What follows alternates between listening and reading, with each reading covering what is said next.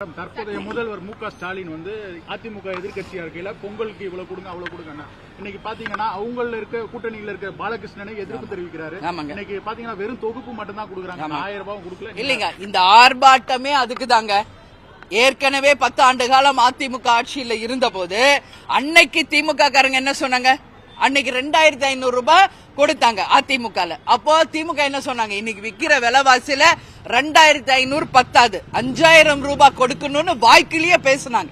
இன்னைக்கு அதே திமுக ஆட்சியில இருக்கும் போது ஒரு 1000 ரூபாய் தான் கேட்கிறாங்க. ரொம்ப ஒன்னும் 5000 கேட்கல, 1000 ரூபாய் பரிசு தொகுப்போட 1000 ரூபாய் கொடுங்கன்னா நிதி இல்லைன்னு சொல்றாங்க. இது வெட்கக்கேடு இல்லையா? இது வெட்கக்கேடு இல்லையா? தமிழகத்துக்கே இது ஒரு தலைகுனிவாக நான் பாக்குறேன். எங்க போச்சு நிதி? இன்னைக்கு வரி வசூல் பண்றீங்க, டாஸ்மாக்ல வருமானம் வருது, லஞ்சம் ஊழல் மலிந்து கிடக்குது, கனிம வள கொள்ள நடக்குது. அப்ப எங்க போகுது நிதி? எதுக்கு எடுத்தாலும் மத்திய அரசு மேல சாக்கு போக்கு சொல்றதுக்கு உங்க ஆட்சி இங்க எதுக்கு? அதுக்கு நிச்சயமாக மத்திய அரசு கிட்ட இந்த ஆட்சியை கொடுத்துட்டு போலாமே. எதுக்காக மத்திய அரசை நம்பி வாழுகின்ற நிலைமை ஏன் தமிழ்நாட்டுக்கு வருது? இத பக்கத்துல இருக்கு பாண்டிச்சேரி, அவங்க 750 ரூபாய் ரேஷன் கார்டு கொடுக்கிறாரு. மழை வெள்ளத்துல பாதிச்சவங்களுக்கு 2000 ரூபாய் அத்தனை ரேஷன் கார்டுக்கும் கொடுக்கறாங்க. ஏன் அந்த அளவு ஒரு தகுதி இன்னைக்கு தமிழ்நாட்டில் இல்லையா? சேர சோழ பாண்டிய பல்லவ மன்னர்கள் ஆட்சி செய்த இந்த தமிழகம் இந்தியாவின் மிகச்சிறந்த வல்லரசு நாடு.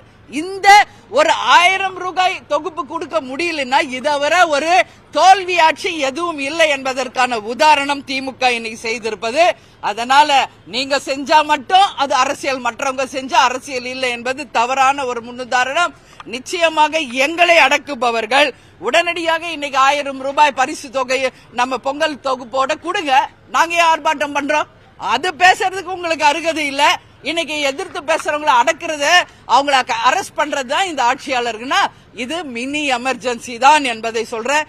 இதை சொன்ன அவங்க கூட்டணியில் இருக்கிற பாலகிருஷ்ணன் அவரை இன்னைக்கு நிர்பந்தப்படுத்தி அவர் பதவியிலிருந்து விலக்க செய்திருக்காங்க. இது எந்த அளவு ஒரு அராஜகமான ஒரு ஆட்சி நடக்குது என்பதற்கு ஒரு உதாரணம்.